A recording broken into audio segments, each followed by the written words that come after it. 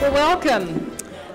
I think we'll get started this evening. Thank you all for being here. I know you all have very busy lives and busy schedules. My name's Cynthia Matthews, and I'm very pleased to welcome you to this evening on behalf of the Sustainable Water Coalition. The Sustainable Water Coalition is a grassroots, community-based organization that intends to focus seriously on the issues of our long-term future water supply for this community. We understand that it's complex, that it can't be solved with easy solutions. There are undoubtedly paths that will be investigated and not prove fruitful. There will be technology improvements and so forth. And our goal really is to approach this with an open mind, to learn as much as we can, and to support the efforts of our local water professionals in doing exactly that, finding long-term sustainable solutions to our community water issues. So that's the purpose of the evening, to inform and engage. We don't expect you to have your mind made up or try and persuade you about something. We are really blessed in this area, in our community, to have professionals who are among the finest in their field. And we've invited them to come and speak to you. I know some of you know them already. Bill Kocher is the director of the Santa Cruz Water Department, Laura Brown of the Soquel Water District. I'll tell you a little bit more about them in a minute. But we've just asked them, after a very brief introduction on our part, to give you a sense of what are the givens of these two water districts, what are the challenges they face, how have these challenges been approached, and more importantly, what are we facing for the future? So that's what we're going to do. We've asked them to speak for about 40 minutes. I do want to stress again that this evening is being put on by an advocacy effort, Sustainable Water Coalition, but Laura and Bill are public servants. They will speak to any group at no charge. And so we just want to make that clear, and they're very graciously giving their time to speak to us tonight. Bill Kocher, right here, has been the director of the Water Department since 1985. Previously, he was the assistant director of public works in a Chicago suburb where he headed the water and sewer functions for that city. And Bill notes that the natural tension between environmental protection and the production of drinking water for nearly 100,000 residents is heightened. That tension is heightened in Santa Cruz. And the result has been, over the amount of time he's been with the city, gradual growth over time without a corresponding provision for water service, which has left the city very much vulnerable to drought conditions. Bill's undergraduate degrees were in industrial education and psychology, parenthetically, good for Santa Cruz, and he has an MS from Chicago State University in counseling psychology. Laura Brown, right behind me here, received her bachelor's degree in political science from the University of Southern California. She's a member of Phi Beta Kappa and Phi Kappa Phi honor societies. She also is a graduate of the University of Virginia's Senior Executive Institute for Local Government Managers. Laura's been a resident of Aptos and a customer of Soquel Creek Water District since 1977. She's worked in local government in the Monterey Bay area for nearly 30 years. From 1979 to 91, she held 4 increasingly responsible positions with the city of Santa Cruz, beginning in public works and then serving as personnel director and ultimately as assistant city manager. In 1991, she was appointed assistant city manager for the city of Monterey, and in 95, she became the 3rd general manager in the history of Soquel Creek Water District. Professionally, Laura serves on the Association of California Water Agencies DESAL subcommittee and the 3-person Northern Santa Cruz County Integrated Regional Water Resources Management Plan, acronyms are us, steering committee. Laura's community activities include serving on the governing board of Sutter Maternity and Surgery Center, Aptos Chamber of Commerce, the Cabrillo College Women's Educational Success Committee, and she's also a trustee of the Washington Crossing Foundation in Pennsylvania, an organization devoted to excellence in public service. In 2003, the Aptos Chamber selected Laura as Woman of the Year. So I think you can see we have extremely dedicated public servants, very knowledgeable and highly respected professionals serving this community. We are very fortunate. So we're going to turn the meeting over to them. The city of Santa Cruz and Soquel Creek have serious water supply shortages, and they're not in our face every day, and so they're easy to forget about. We're not in the middle of a multi-year drought like Texas is. Soquel Creek is not yet drawing seawater into their aquifer and contaminating it. But both of those things will happen. Not maybe, but they will if we don't do something to augment supply or get demand down to a point where we're not causing that kind of problem. So the problem is that if we wait until those things happen, it's too late. It's kind of like the oil light in your car. And the oil light is on. It's on right now. And if we wait till we hear a screech, it's going to be a little too late. We're going to cause irreparable harm. So, I guess before we leave tonight, we'll probably talk about whether or not it's possible that the engine oil light is just malfunctioning or whether it's really out of oil. So we'll just leave it at that. Do I have it? Look at that. So here's what we want to talk about tonight. And I'm not going to read it for you, but I'm going to say that the last part of it is you. We're going to get to frequently asked questions, and if you don't ask the questions that we're frequently hearing, we're going to tell you what those are before the evening's over, but I suspect you're going to ask them. I certainly hope that you do. So let me say that this is what we're all about. This is Laura's and my job. We're supposed to be providing a safe and an adequate and a reliable water supply for our constituents, for the people that live in our water districts. And the challenge is how to balance the available water supplies with the needs and the demand of the utility customers, not just the ones that are here now, but the ones that are going to be coming through either birth or move-in or UC students that didn't want to leave or whatever it is, but the people that are going to be here not just now, but into the future. And the real problem with that, the real challenge with that is that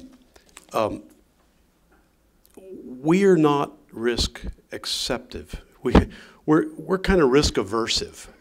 I think that tends to be true of city councils. I think it's true of boards of directors, and I know it's true of water purveyors, of water general managers and water directors.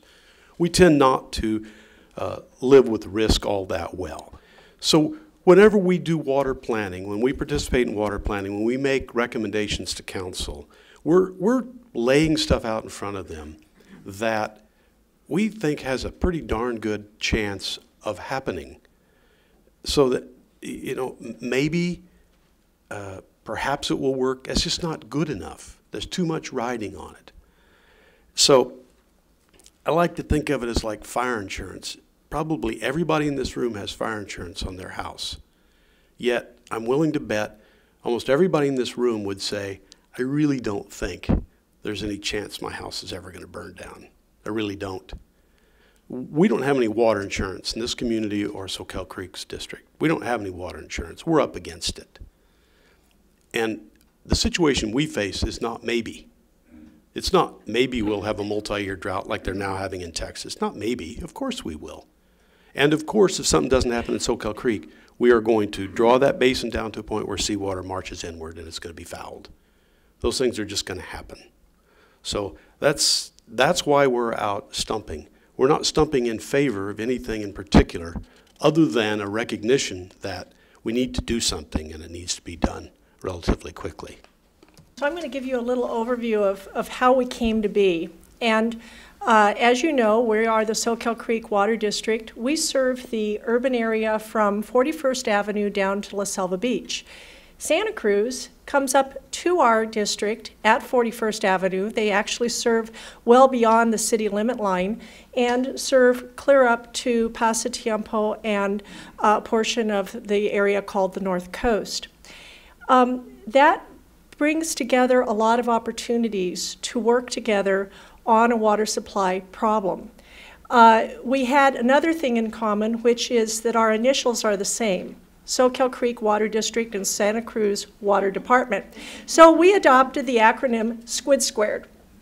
And it's worked very well with us because this has been kind of a exponentially complicated, multifaceted, logarithm type of exercise that we've undertaken here.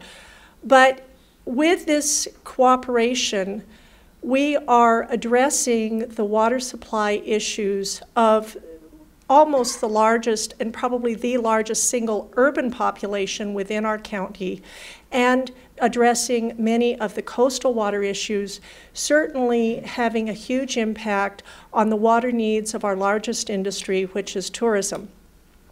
So the nice thing about the thing that we don't have in common is we get our water from different water sources.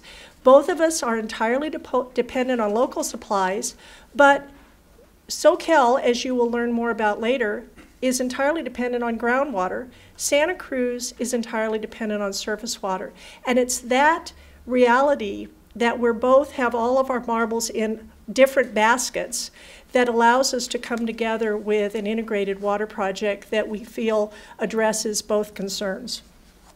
The city of Santa Cruz has a population somewhere between 91 and 95,000 people. There's about 45,000 jobs. There's about 38,000 homes in the service area. 63% of that is residential, but the rest is business and industry. And we categorize UCSC as an industry, a clean one and a good one, but an industry nonetheless. Just kind of where water is used within a home, 20 to 25%, which actually is quite low compared to the state. Only about 20 to 25% is used outdoors, and the rest of it is used indoors. Let me just say this, though, about kind of maybe following up on what Laura said. I don't know if people are aware of this, but if you take out farm jobs, over 50% of the jobs and the money, which is almost $400 million a quarter, over 50% of that in the county of Santa Cruz is produced in the city of Santa Cruz service area, water service area.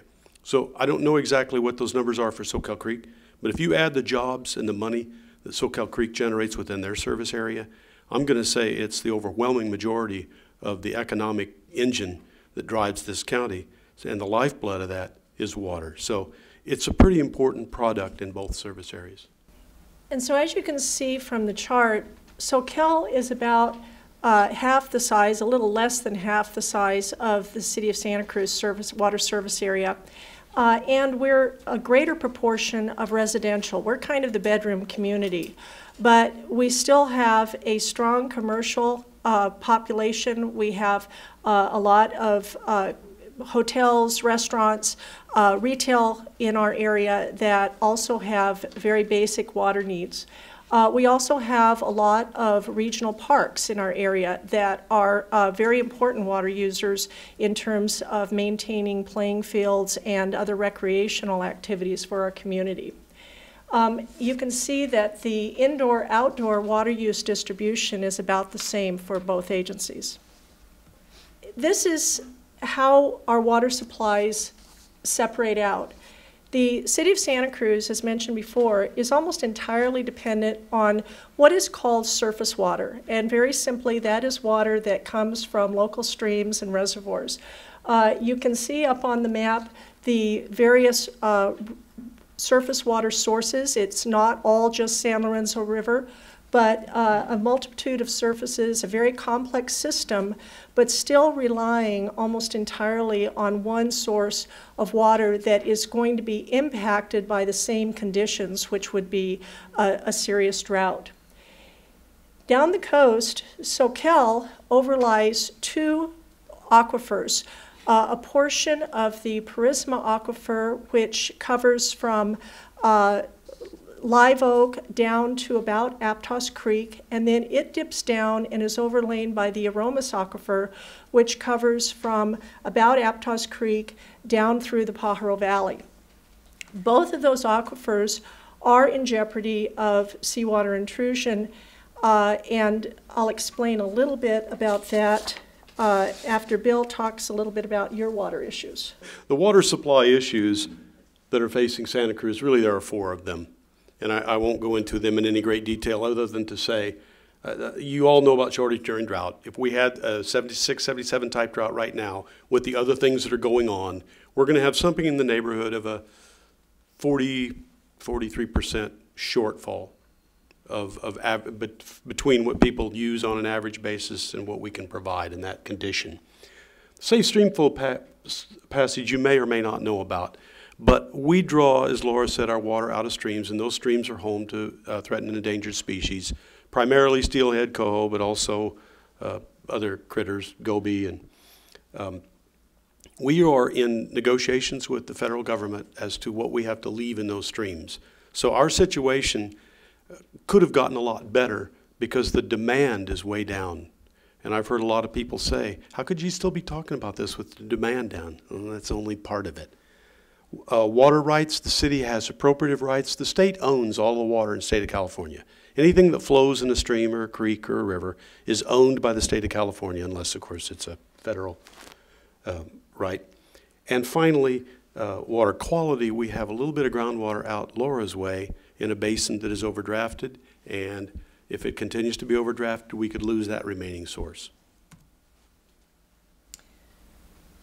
So some of you that aren't familiar with the verbiage overdraft, in groundwater terms, it's just like if you were running your bank account and you've been depositing your paychecks and you've been depositing $100 every month and being a real good soldier about it, but you've been spending $150 every month. At some point, you're going to run out of resources. And that's exactly what's happening to both aquifers that underlie the Soquel Creek District and, as Bill mentioned, a portion of Santa Cruz's supply.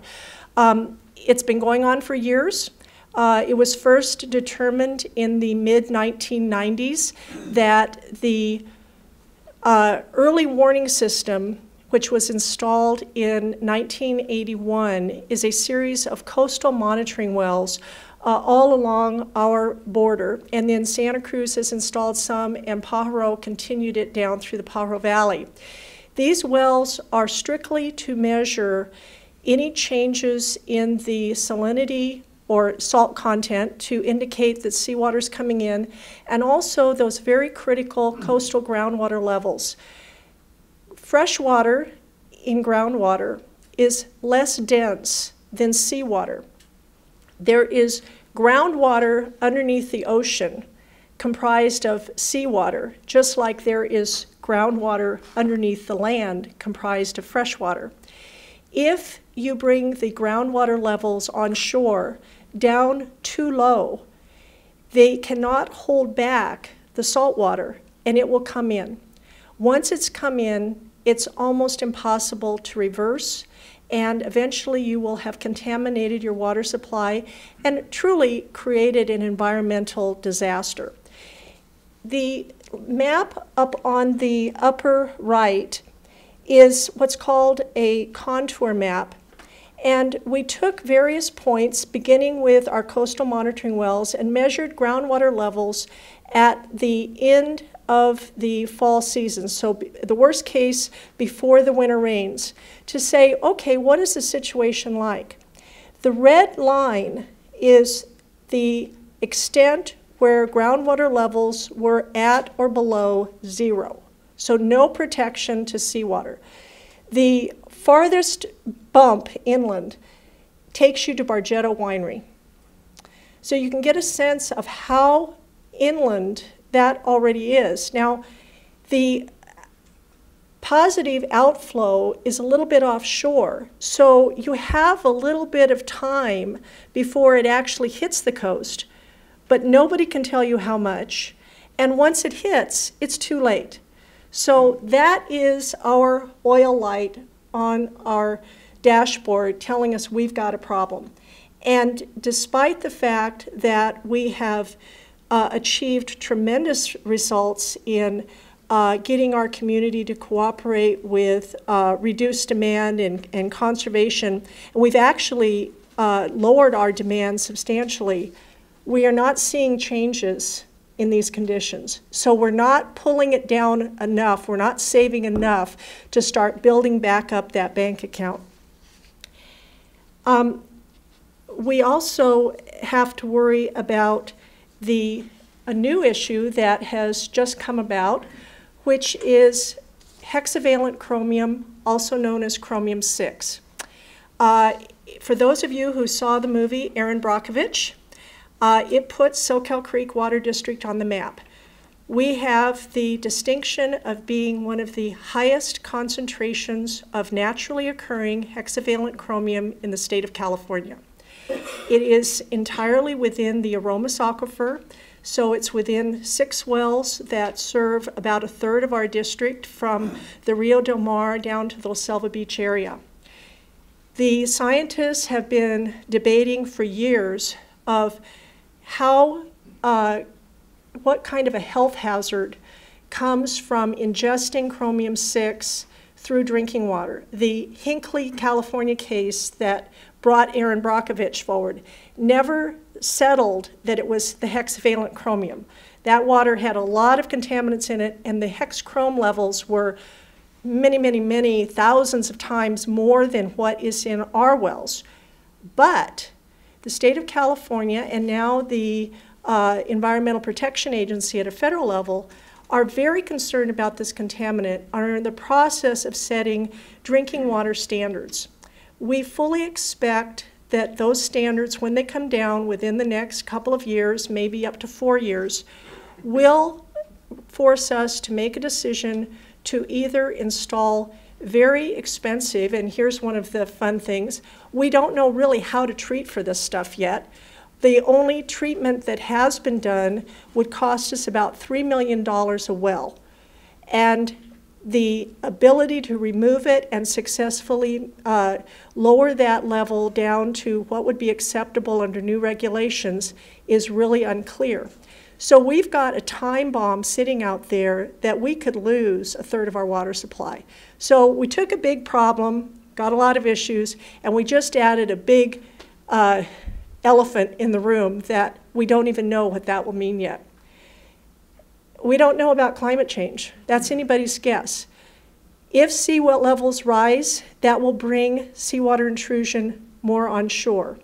If the rains stop or the rain patterns have more runoff and less recharge, that's going to affect groundwater. So that's another big unknown that we're facing that could make this problem even more challenging. The water quality in Santa Cruz is really good. And most years there's plenty of it. So it's actually kind of good. That part's kind of good.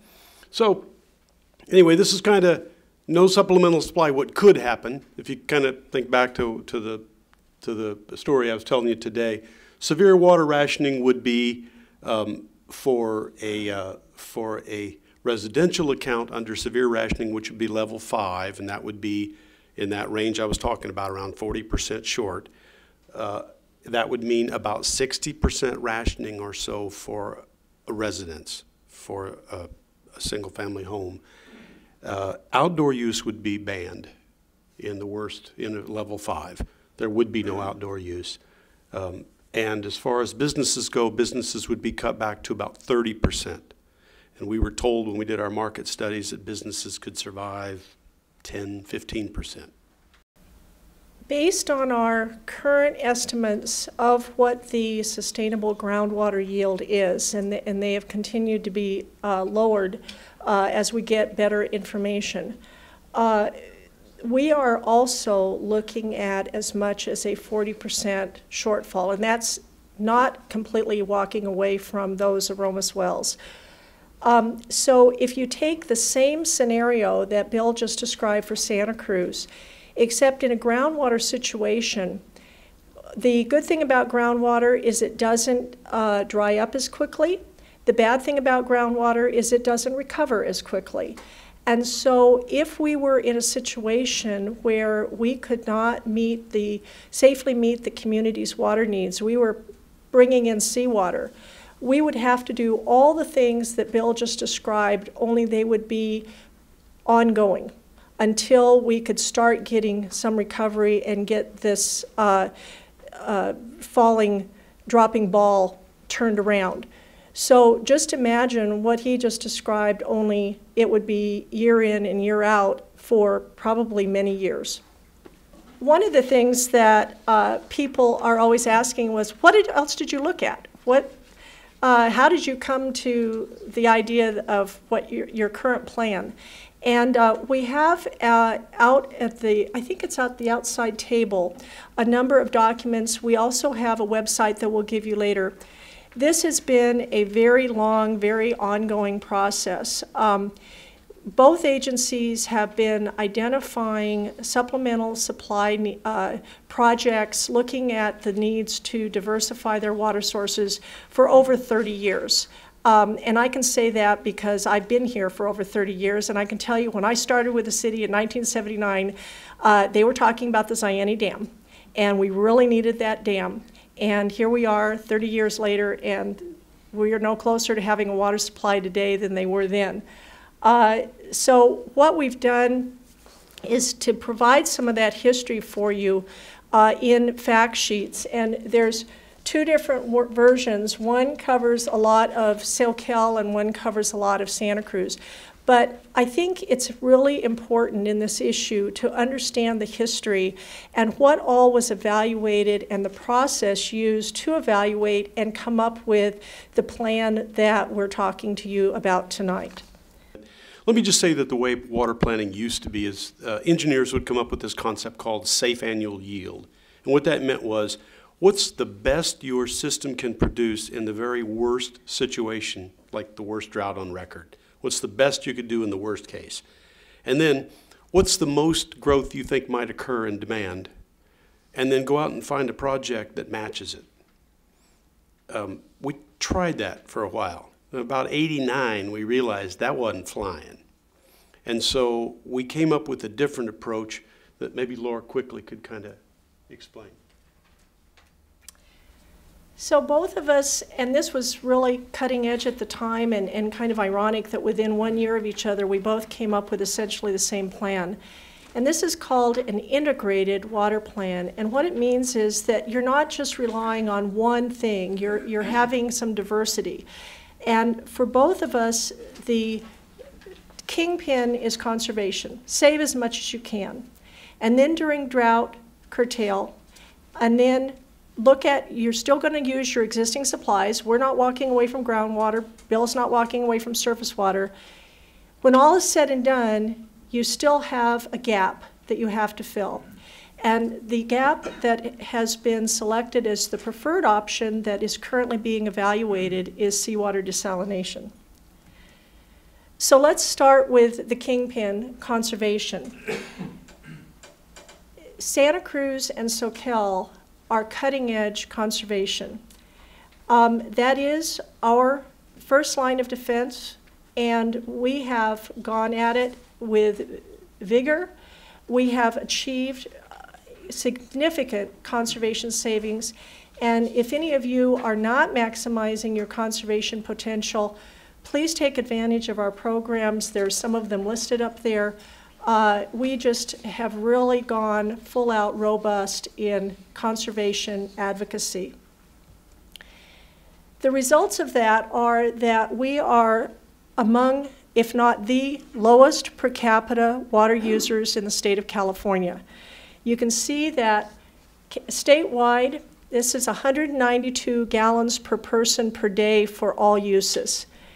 In the Central Coast region, which would be more similar to us in terms of the size of lots, the lifestyle, the types of water uses, the climate, it's 154 gallons per person per day for all uses and 109 per residential. We are down to 56 gallons per person per day residential, and when you add in all of the other uses, it goes up to 103. So a third less than the rest of the Central Coast. We don't need to dwell on this, but I just wanted to show you the difference. If you think back to the scenario I was describing if we do nothing, this is what the plan calls for. The plan calls for the worst case rationing in the worst drought on record would amount to about 27% cutback for residential customers. It would mean an 8 to 10% cutback to business uses, and it would mean a 66% reduction in use at worst for large landscape accounts. So it's a significantly different looking scenario. Okay, so we're talking about, we built in curtailment, We're maximizing our water conservation. We're not done, by the way, with that. If anybody thinks that we're through, we're not through. There's still more to be done. We're still counting on more conservation into the future. We're counting on this 15% overall system rationing, each of us are, and the rest of it that we've been calling augmenting supply was agreed upon in these water plans to be a desalination facility that would be shared between the city of Santa Cruz and Soquel Creek Water District. Basically has three major components. It has, I can't walk away from the mic, but the short little line coming out, well, there could be a couple different places. There's three different parts of this thing. There's the intake. There could be one on that short yellow line over there off the wharf. There could be one coming off Mitchell Cove, this potential open ocean intake using an old abandoned sewer outfall. And then the second part is the actual treatment part of it, and that would be located somewhere out in the industrial area off Swift and Delaware, out in there somewhere. And then the third part of it would be the brine concentrate discharge, which would be out this long yellow line, which is the city's current outfall. Let me just show you sewer outfall. So let me show you just real quickly the way, let me see if I can do this. This is an example of the types of studies that we're doing now. This is what an intake would look like underground. And it's a screened intake. The intake screen sizes are 2 millimeter, which is about the thickness of a dime, and a velocity intake of about 1/3 of a foot per second. This is what it looks like. You'll see stuff coming by it. It's taking water in now at the same rate it would be taking it in if it were in full operation.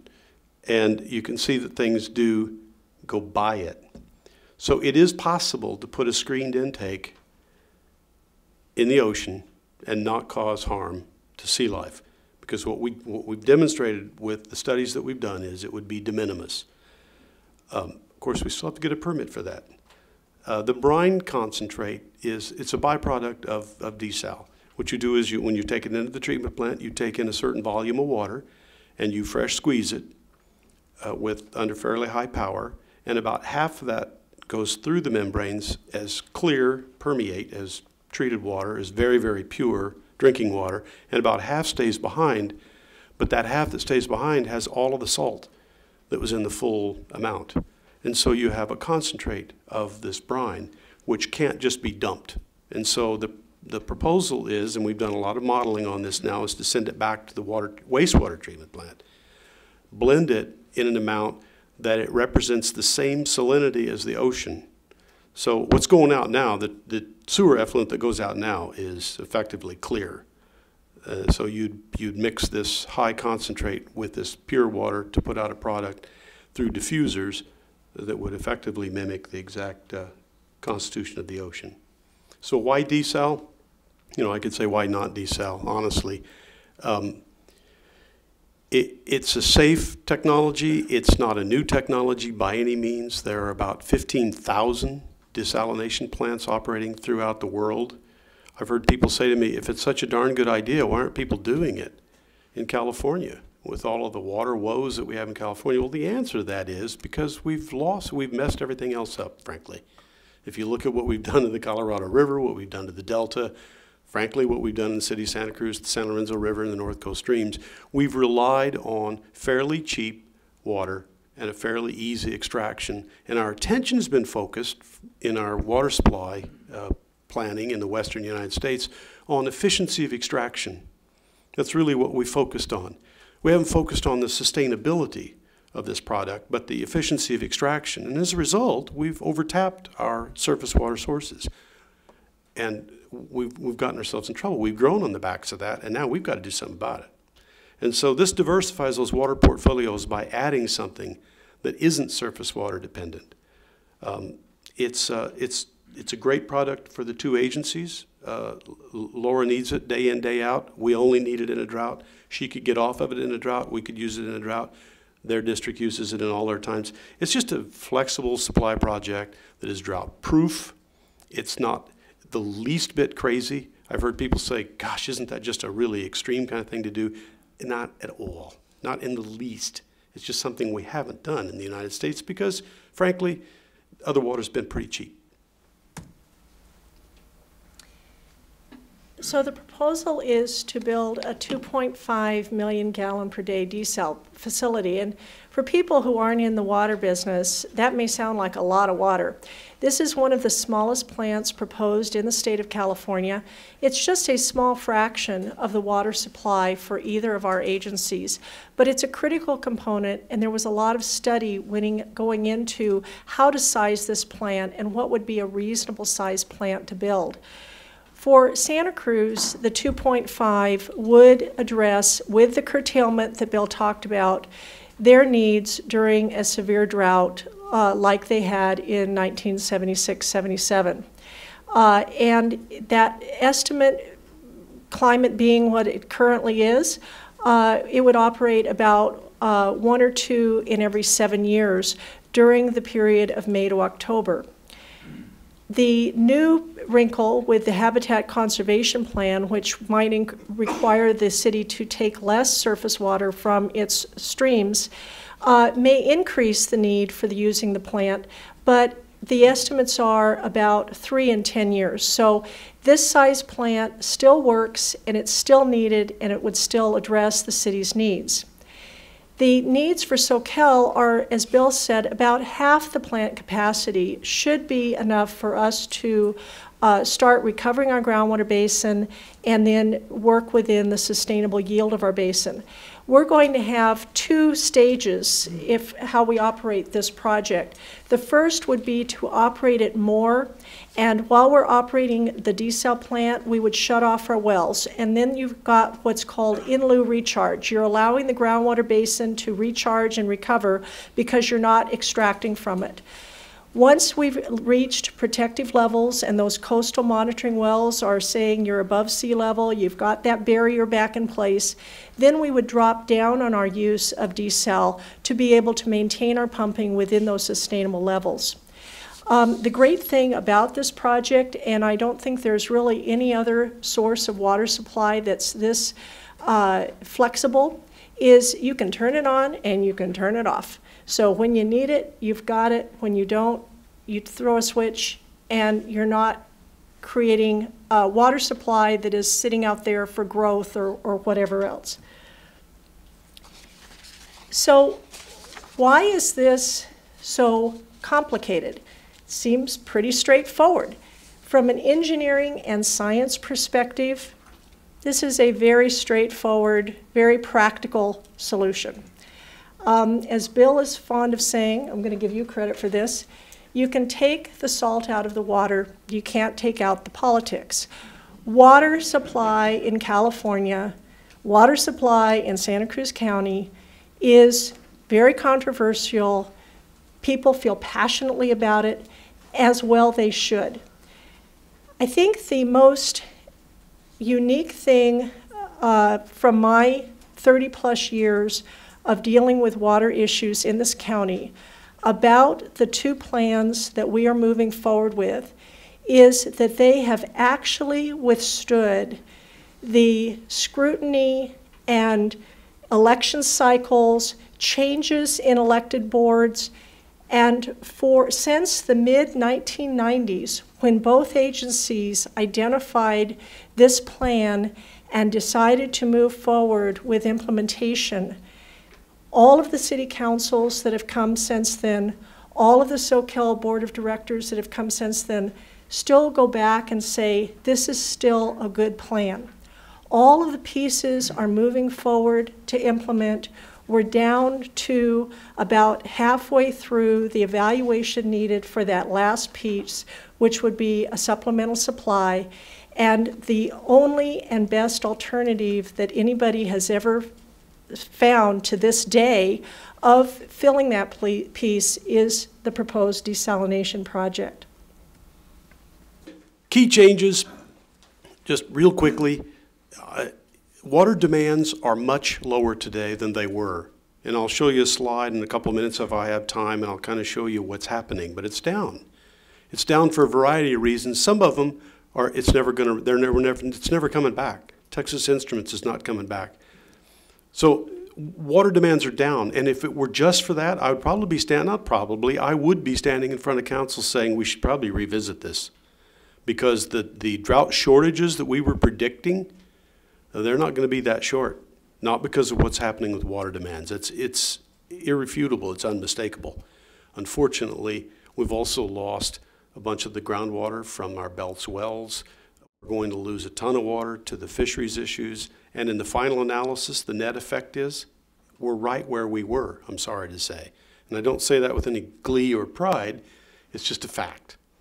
And so when we run all these numbers out, and we're constantly sticking our heads in the supply model and trying to massage it and trying to decide with this new conservation technology, or what if we did this, or how much difference would this make, or if the feds took this away, what would this do? We're constantly doing that. That's what we do. That's how we make our living. And truth of the matter is, in the final analysis, it looks almost exactly like it did in the integrated water plan for a lot different reason. When Soquel first adopted our integrated plan in 2006, we thought we had a really bad situation. At that time, we projected that our sustainable yield was about 4,800 acre-feet a year. For those of you who don't know that unit, an acre-foot is 1 foot of water that covers about a football field. 4,800 acre-feet seemed like a real important goal to reach. At that time, we were pumping about 5,500 acre-feet a year. Well, lo and behold, for the past 5 years, we've been below 4,800. Great news. We did it. Except that we're not seeing any recovery. And the latest estimates are we've got to drop our usage down by about another third, down to about 3,000 acre-feet a year to sustain this basin, and that doesn't count for any recovery of the basin. So our needs for this project have exponentially grown greater in the intervening time since we first came up with the plan. This bar graph that you see in front of you, along the vertical axis, the y-axis, is increasing production. And on the other side of it, going up the other side, is an increase in the number of accounts. The blue line, the blue line that tracks slowly upward, is the growth in number of connections to our system. And these bars represent the annual water demand. And you can see how very closely over time, this is 1951, and over time you can see that the growth in water demand tracked pretty darn closely with that line that indicates numbers of services. As a matter of fact, there for a while we got a little carried away in the 70s. And then 76 we got religion, or actually 77 I think. And you'll see that after that 77 drought, you stayed down for quite a while. It took people a bit of time to finally begin to get their demand back up, till darned if we didn't pass that line again, numbers of accounts.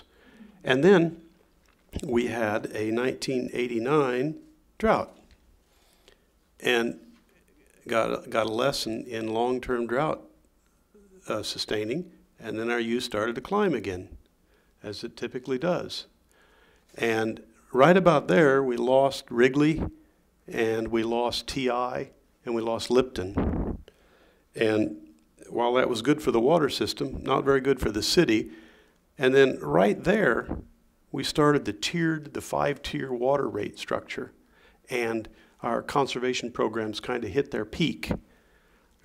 Our sense is that somewhere around in there represents well, maybe somewhere in between there, represents about where we're going to rebound to. But what happened in here was we had a drought again. And we had an economy that fell on its face. So we had a lot of foreclosures. We've got tons of rentals where people simply aren't doing any sort of outdoor water use. We have a lot of failed businesses, I'm sorry to say. There's a lot of empty storefronts. And use is just down. So some of this is real. We're not going to get TI back. We're not going to get Lipton back. We're not going to get Wrigley back.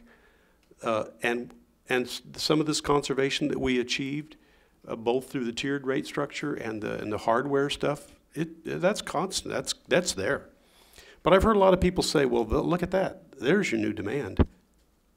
that's just not the way we do our planning. Is that possible? Is it possible that the oil light is malfunctioning and we're not really out of oil? I suppose it's possible. Is it possible that's really the new demand? I suppose it's possible, but if you look over time, it's not likely that that's the new low. So that's kind of the way that people that are a little risk aversive do their water supply planning unapologetically. So we've been at this a long time, and we've got a long way to go. We're at a critical point right now. We're in the process of preparing the draft environmental impact report, evaluating the proposed desalination project. We anticipate that draft to be released for public review and comment probably in early spring of 2012. That is a time that the public will weigh in, and we will determine whether this project does what it needs to do with a reasonable and mitigable environmental impact to move forward. No decisions have been made yet. No decisions can be made until the environmental impact process is complete and all of those potential impacts have been thoroughly vetted. If the EIR is certified and proceeds without challenge, we would be probably 2 years in. We're starting some design. In order to complete the EIR, we have to be at about 30% design. So we're spending a lot of money right now on studies and design because they have to inform the EIR. We would finish up the design, and it's about a 3-year construction. So if everything went like clockwork and we had no bumps along the road, which of course we're not anticipating at all given that we're working on water supply in Santa Cruz, we would not see a drop of desalinated water added to our systems before 2016. So we're asking you to get engaged and stay informed in this project. This is not the Soquel Creek Water District's project. This is not the Santa Cruz City Water Department's project. This is our community's water supply future. And we need to know what the community wants us to do. We work for you, our electeds work for you, and we need the community to be engaged, and we're doing everything we can to get out the information so that you can be informed and let us know what you think about this project. We have a lot of material available. We do have a dedicated website, and all of this contact information is on the handouts that are available. So if you didn't bring something to jot it down, it's all there. And by all means, just call the Soquel Creek Water District, and we'll get you signed up for the email updates and all of that. Here are about 4 or 5 cards that deal with the question of money.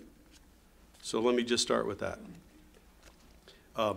One of them is pretty simple. How much? Let me hedge this a little bit by saying first that we're not even at 25% design yet. And so at 25% design, the estimates are usually like orders of magnitude off.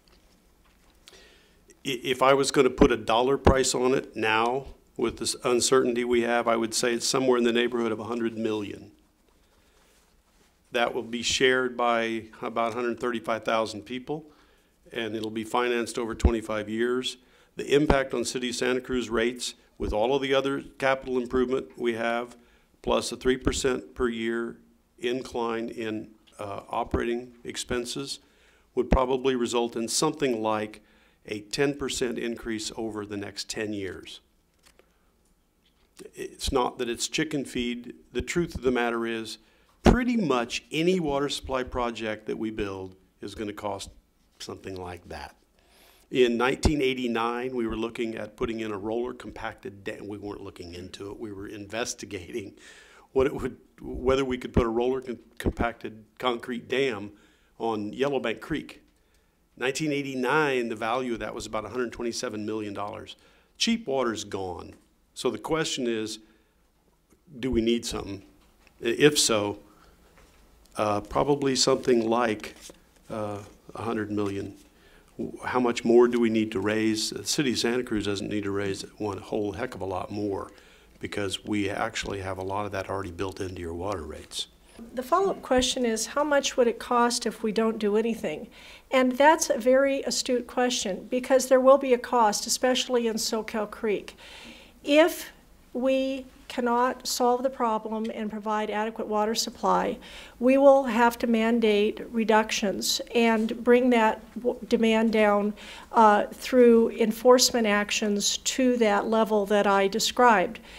If we were to cut the water demand by that amount, we have to charge that much more for the water because as public agencies, we don't make money, but we have to meet our costs. And the costs of providing potable water supply in California are very expensive. Very little of that cost, just to Delta, is driven by volume. Energy is a factor, and the chemicals to treat the water are a factor. Everything else, the pipes in the ground, the storage tanks, the wells, the treatment plants, the staff to read the meters and handle it all, is all based on it's there regardless of how much water we sell. And the Soquel is entirely dependent. Our whole funding is from water rates and charges. We have no tax revenue, and I believe that the City of Santa Cruz Water Department has no tax revenue. You are self-sufficient. They're an enterprise fund. So it's important to note that you could be forced to restrict your water use and paying a hunk of money for that little bit of water that you're allowed to have.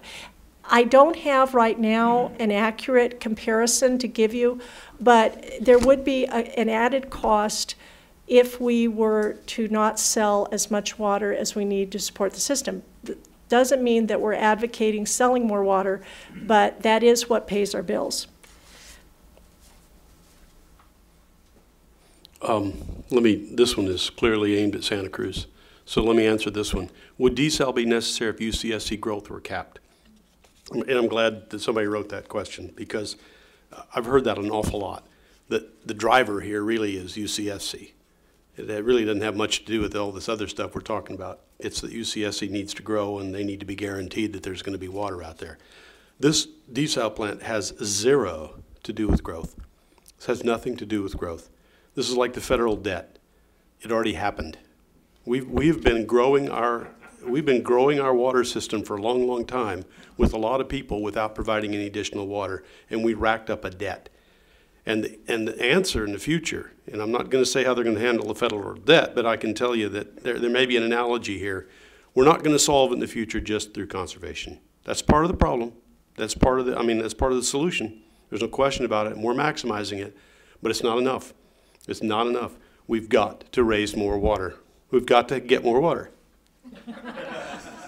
So would desal be necessary if growth were capped?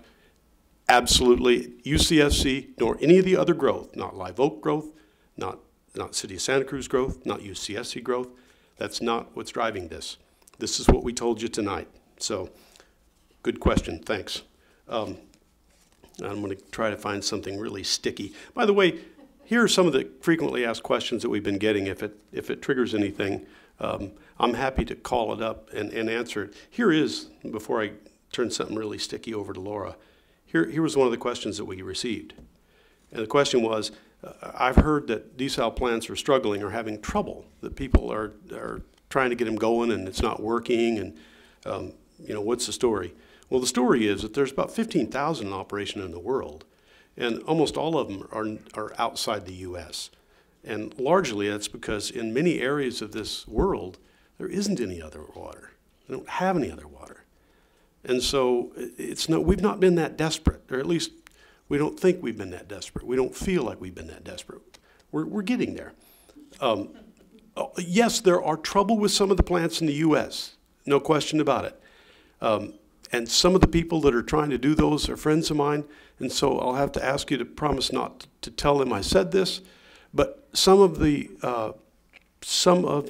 planning that's going into it, some of the ways that they're going about the research to get to where they want to be is probably not as robust as it could be. This is a municipally owned, projected to be, or I mean, going to be built to be a municipally owned facility between two public agencies that have publicly elected boards, and it's going to be enormously transparent. I don't see it here. This is not a new technology. This is like saying I got to sleep up all night because I stay up all night because I don't trust my new electronic alarm clock. This is not new technology. This works. So there's no question about that. And it's not going to be mismanaged, I can tell you, because you all kind of walked through a lot of the scrutiny this evening when you walked in here. So, and the Santa Barbara desal plant is often cited for failure. Why didn't it work? Well, the reason that Santa Barbara didn't work was that it did work. They built it they actually contracted with Ionics, a private firm, just like the ones that are being built down in Carlsbad, and you know, that's Poseidon, that's a private company, that's not a publicly owned, or, well, it might be publicly owned, but it's not a municipally owned. Santa Barbara contracted with Ionics to build that plant, and they built that plant because in the fall of 1991, Santa Barbara was burning. I mean, literally, Santa Barbara was burning. Everything in the town was a tinderbox. All the hills were just a tinderbox, and the fire was running down the hills. There was no green to stop it, and people were scared to death. And they didn't know what they were going to do, and they just panicked. They dispensed with CEQA. They went to the court to get permission on an emergency basis to build this thing. They had 5 years to do CEQA. They brought in Ionics. Ionics built it. They finished it in February of 1992. And in March of 1992, the sky opened up. We had the miracle March rains of 1992, and it ended the drought in a big way. So they fired it up, and they ran it, but they really didn't need it right then. It was intended to be insurance anyway. Before the time came for them to complete the CEQA, there had been a vote of the people to tie on to the State Water Project. And so Santa Barbara started to get water from the State Water Project, and they basically said, it's cheaper than that stuff. So let's not tear it down. Let's keep it for drought insurance. Should we get a honking one in the future? But right now, we're cool, thank you very much. So now the technology has improved such a dramatic way that they basically sold off all the membranes. They've sold off everything except the basic ingredients. And they're all still there. They're still out there off Stearns Wharf. And if they have a honking drought, it's their intention to build that thing back with new technology, with new membranes, and with all the new technology, and make that a functional plant again. So they haven't exactly given up on it, but that was the story of that one. The question is about energy. And there's no doubt that energy is a very important issue with regard to this desalination project. First of all, keep in mind that all water production and delivery is energy intensive. 19% of the state's energy use is water. It weighs 8 pounds per gallon. It's heavy. And for us, energy is one of our big costs, pumping it out of the ground. Will desalination, where you're pushing the seawater molecules through a very fine mesh screen, fine enough to extract the salt and leave pure water, is that more energy intensive than just pumping it out of the ground or pulling it off of a lake? Yes. Energy is a major issue for desal. The rest of the question is, so what are you doing about it? And one of the major studies that is underway is to evaluate how do we minimize the energy use of the plant, maximize the ability to recover energy, to put in the best technology that uses less energy, and then what do we do with the remaining energy impacts. To give you some perspective, because I think that is a critical thing here, is this is not going to be the biggest energy-sucking thing in the county of Santa Cruz. In fact, within your own house, the amount of energy to operate that desal plant would be far less than what our customers are using to run their refrigerators. You can see that you got refrigeration, television, desalination. It's about the same amount of energy as Dominican Hospital uses. What do you do about greenhouse gas emissions? And this study that we're undertaking is called the Energy Minimization Greenhouse Gas Reduction Study. And the first thing I want to point out is that this plant is not an emitter. It's not generating power like the PG&E Moss Landing plant, which is under the AB 32 law for greenhouse gas reduction, an emitter and must by state law reduce their impacts. This is no different than your home, your business. It's receiving energy that has greenhouse gas associated with it at the generation point. Nonetheless, from a policy standpoint and a CEQA standpoint, we are very sensitive about the issue of greenhouse gas and are looking at what would it take to make this plant carbon neutral. Those opportunities are being identified now. We have an extraordinary technical working group of extremely capable, qualified people from throughout the state that are looking at what options are out there for moving towards carbon neutrality. What would be the impacts? What would be the cost? What would be the reliability? And that study should be out close to the end of this year. We are having a public program specifically about the energy and greenhouse gas issues. We hope you'll all attend, and it's scheduled for December 8th. I don't know the location yet, but watch for it. If you sign up for our emails, you will get an invitation. Here's a question that kind of it kind of leads to maybe a little more. And the question is, will the building, would this project require Coastal Commission approval? And the answer to that is yes, it will.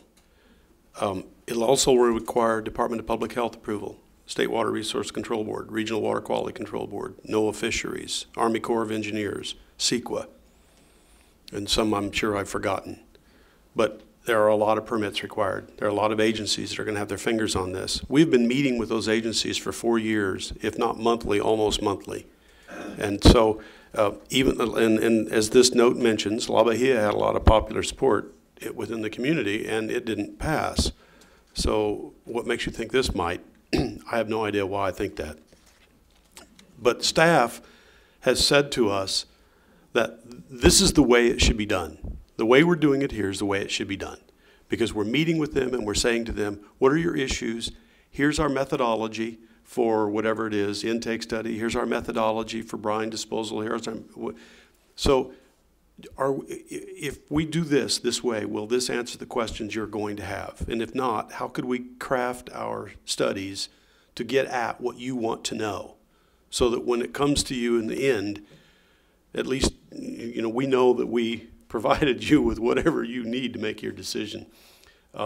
It's not an easy thing to do, but I believe we're doing it right. This is a very small plant by statewide standards. It's very small. It's municipally owned. It's small enough that the intake can be designed in a way that it could be a screened ocean intake. Not every plant can say that. Carlsbad's 50 million gallons a day of final production, permeate production. So they're going to have to bring in twice that to produce that. They're not going to have the same options we have. So this is not a very big plant. So it gives us a lot of room for environmental mitigation of environmental impact. So a lot of permits required. I think it would be less than honest if I didn't say to you that one of the thoughts about this plant is that it would be built in a way that if in the future some of these calamities that we've been talking about should happen, it could be expanded. However, that said, before anybody gasps, in order to have that happen, you have to start that permitting process over. Everything I just said, you start it over. And now it's all about something else. It's not about all these technical issues. It's all about something else. So it wouldn't be an easy thing to do, but CEQA was not intended to discourage good planning. And good planning says if you're going to build something like this and you're going to tear up a lot of streets, you might want to oversize the water mains just slightly. Should in the future you want to expand that thing and the community wishes to do so, you're not going to have to completely redo all of that stuff to do that. There's a lot of talk recently about a proposed surface water transfer. And actually, Bill and I have been talking about that since the mid-90s. The County of Santa Cruz is currently undertaking a study funded by grant money to look at what potential do we have to maximize our existing water resources and deliver that water to where it can do further good. They're looking at the possibility of taking winter flows that are not needed by the City of Santa Cruz customers and diverting that to serve Scotts Valley and Soquel Creek Water District to help us with our groundwater situation. Wonderful idea, and as far as I know, all of the agencies are endorsing it. The City Council has gone on record endorsing it. Our board has endorsed it. Everybody's on board. What a great idea.